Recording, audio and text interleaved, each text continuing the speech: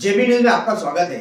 खबरों को देखने के पहले यदि आपने जेबी न्यूज सब्सक्राइब नहीं किया है तो सबसे पहले जेबी न्यूज सब्सक्राइब करें और खबरें देखना आरंभ करें। खबरें अच्छी लगे तो लाइक करें और उसे फॉरवर्ड भी करें। मुंबई से पालघर जिले के पुलिस अधीक्षक बालासाहेब पाटिल के नेतृत्व में गणराया 2024 और आदर्श ईद मिलाद जुलूस 2024 का पुरस्कार वितरण किया गया। इस दौरान कुछ मापदंड तैयार किए गए थे। उस मापदंडों के तहत एक कमेटी तैयार की गई थी और उन्होंने इसे पूरा मापदंड के हिसाब से पूरा जांचा और उसके बाद हर विभाग में डीवाईएसपी विभाग में एक पुरस्कार एक कमेटी को दिया गया। देखते हैं पूरी रिपोर्ट। मुंबई से सटे पालघर जिले के जिलाधिकारी कार्यालय में स्थित जिला नियोजन भवन में पालघर के पुलिस अधीक्षक बालासाहेब पाटिल के नेतृत्व में गणराया पुरस्कार 2023 और आदर्श ईद मिलाद पुरस्कार 2023 वितरित किए गए।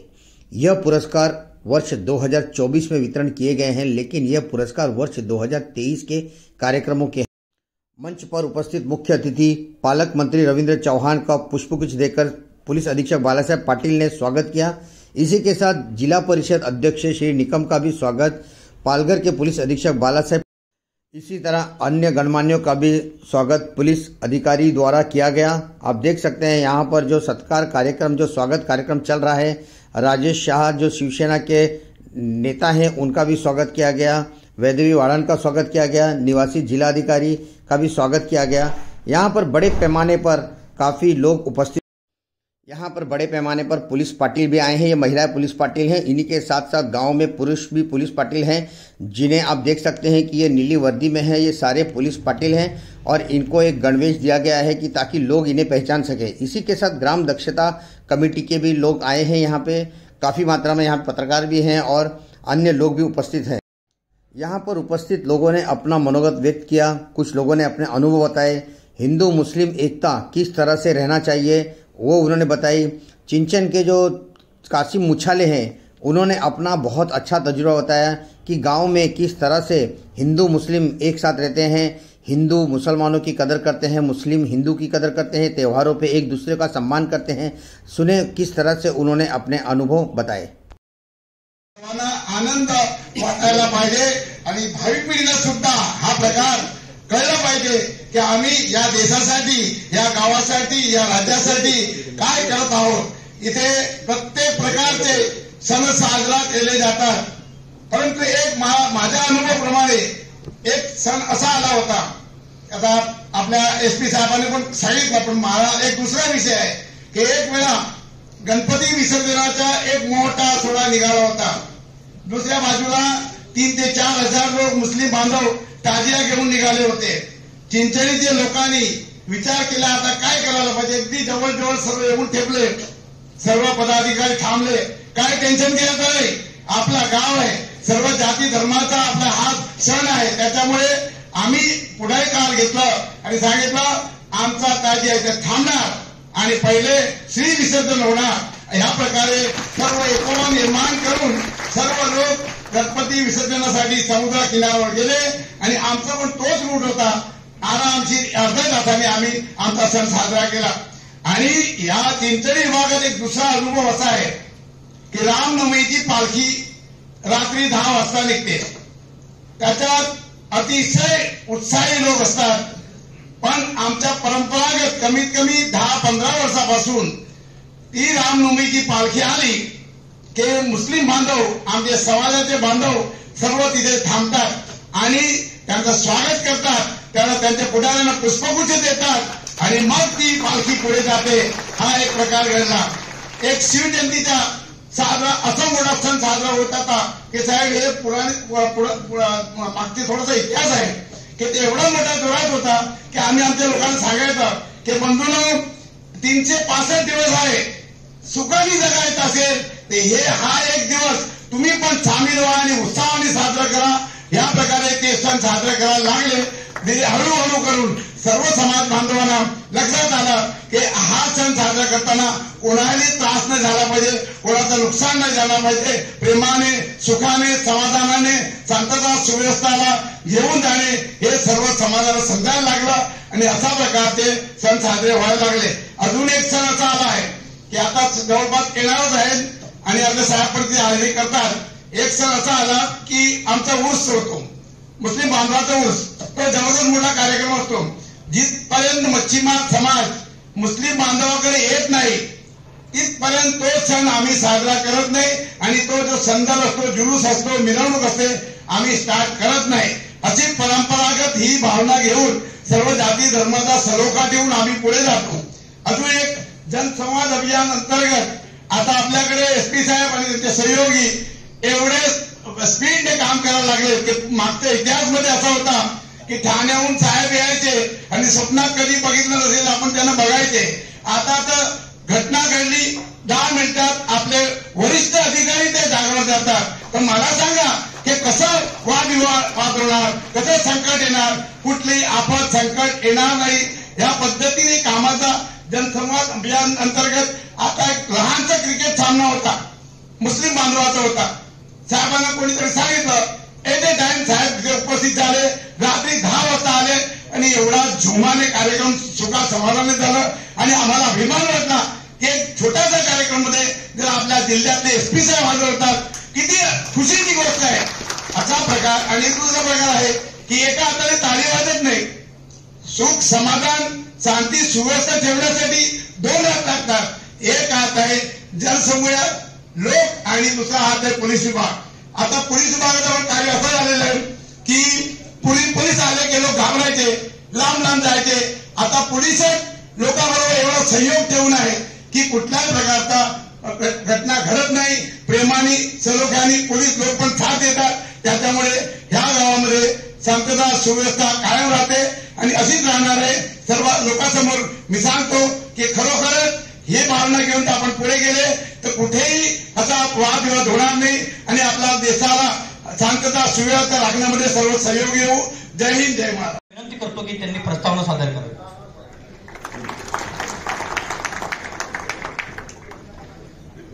अंत हो तुम, करता हो तुम, विघ्नहर्ता हो तुम, पालनहर्ता हो तुम, गजमुखधारी हो तुम, आदि हो तुम, आनंद हो तुम. ह्या गणरायाच्या संदर्भात उच्चारले जाणाऱ्या ओळी, याचा उत्साह आणि याचा उत्सव हा 2023 मध्ये आपण 19/9/23 ते 28/9/23 या कालावधीमध्ये अत्यंत हर्षोल्लासात या ठिकाणी साजरा केला.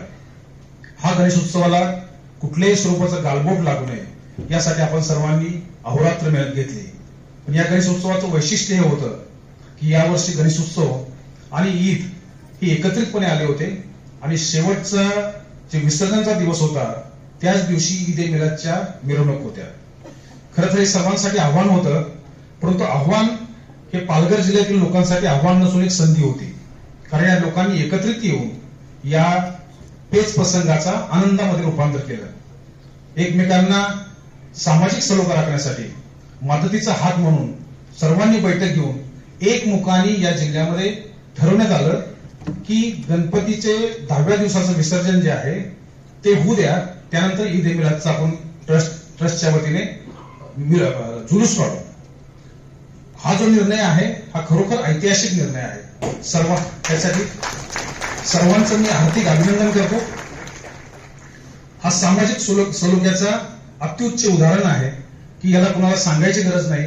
आपण स्वतः एक पाऊल पुढे येऊन या स्वरूपाचा निर्णय घेतले गेले. मगाशी कोणीतरी बोललं की छोट्यातला छोटा एखादा विषय असेल, छोट्यातला छोटा विषय अधिकारी कसा असावा. एसपी साहेबांना एखाद्या पत्रकाराने जरी फोन केला, एखाद्या ग्रामस्थाने जरी फोन केला, एखाद्या पोलीस पाटलाला जरी फोन केला आणि बाळासाहेबांच्या काळात पोलीस पाटलाची मान स्वाभिमानाने या पालघर जिल्ह्यात उंचावते, याचा सुद्धा अभिमान आहे. पोलिसांप्रती एवढा आदर, जनसंवादाच्या माध्यमातून ते काम करतात. मात्र अधिकारी कसा असावा, पोलीस कसा असावा हे जिवंत उदाहरण ते आहे. मी इथे सर्व पत्रकार आहेत, सर्व पोलीस पाटील आहेत, यांच्या वतीने पालकमंत्र्यांकडे आग्रहाची विनंती करेन आणि एक ठराव सुद्धा करेन, त्यांना अजून 3 वर्ष या जिल्ह्यात राहू द्या.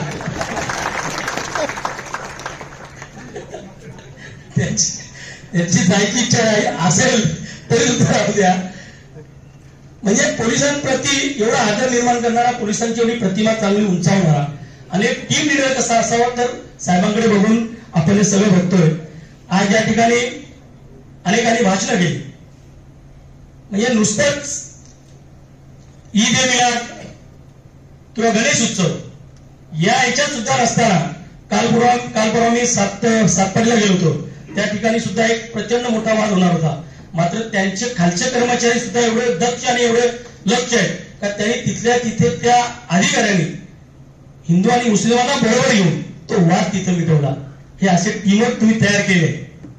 डहाणूची घटना असो कुठलीही घटना असो आणि याचं श्रेय काल परवा जो संपूर्ण हिंदुस्थानात नव्हे तर संपूर्ण जगात सगळ्यांनी जो जल्लोषचं स्वागत केलं म्हणजे सगळीकडे केलं असेल, परंतु रामाचा जल्लोष निघाला माझ्या मतदारसंघात ताळापूर या ठिकाणी.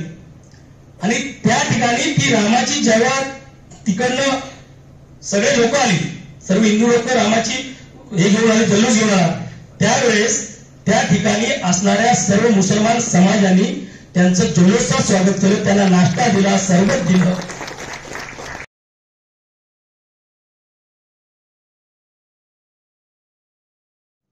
ज्या कार्यक्रमामध्ये दोन्ही समाजाची मंडळी ही एकत्रपणे बसली आहेत. दोन्ही समाजाच्या मंडळींना राजकीय पुढाऱ्यांच्या हस्ते बक्षीस समारंभ होणार आहे. मला असं वाटतं महाराष्ट्रातच नाही तर देशामधला हा सर्वात मोठा कार्यक्रम असावा असं मला वाटतं. शुरुआत पालघर जिले के आदर्श ईद ए मिलाद पुरस्कार से की गई, जहां पर सातपाटी पुलिस थाने अंतर्गत सुन्नत मुस्लिम जमात शिरगांव, वानगांव पुलिस थाने अंतर्गत मुस्लिम सुन्नत जमात ट्रस्ट चिंचिनी, डहाणू पुलिस थाने की ओर से आशागढ़ गरीब Nawaz trust आशागढ़, Mokhada police Thane say Sunni Jama Masjid Mokhada, in लोगों को पुरस्कार दिए गए. ये सभी पुरस्कार पालक मंत्री, खासदार और पुलिस अधीक्षक एवं जिला अधिकारी गोविंद बोड़के के उपस्थिति में दिए गए, उनके करकमलों से दिए गए. लोगों में काफ़ी उत्साह देखा गया. इसी तरह से गणराया पुरस्कार वानगांव के सार्वजनिक गणेश मंडल को प्रथम दिया गया, वाड़ा के सार्वजनिक गणेश उत्सव मंडल एनशेत वाड़ा को द्वितीय मिला और पालघर के आर्य क्रीड़ा गणेश मंडल को तृतीय पुरस्कार मिला है. इसी के साथ गोलवाड़ सार्वजनिक गणेश उत्सव मंडल एनशेत गोलवाड़ को उत्तेजनार्थ पुरस्कार दिया गया, तो तारापुर के एकता मित्र मंडल गैसवाड़ी पास्थल को उत्तेजनार्थ पुरस्कार दिया गया. सभी पुरस्कार पाने वालों में काफ़ी खुशी देखी गई, क्योंकि यह बहुत ही सम्मान का पुरस्कार है जो काफ़ी मेहनत से सरकारी नियमों को ध्यान में रखते हुए उन्होंने जो गणराया पुरस्कार प्राप्त किया है. सही में ऐसे लोगों का सम्मान किया जाना चाहिए और वही सम्मान पालघर के पुलिस अधीक्षक बाला साहेब पाटिल के नेतृत्व में पालघर के पालक मंत्री एवं पीडब्ल्यूडी मंत्री रविंद्र चौहान ने किया है. यहाँ पे आप देख सकते हैं किस तरह से लोगों में खुशी है और वो इस खुशी को लोगों के बीच जाहिर कर रहे हैं. बड़े ही धूमधाम से यहाँ से पुरस्कार लेके लोग निकले और वो अपने घर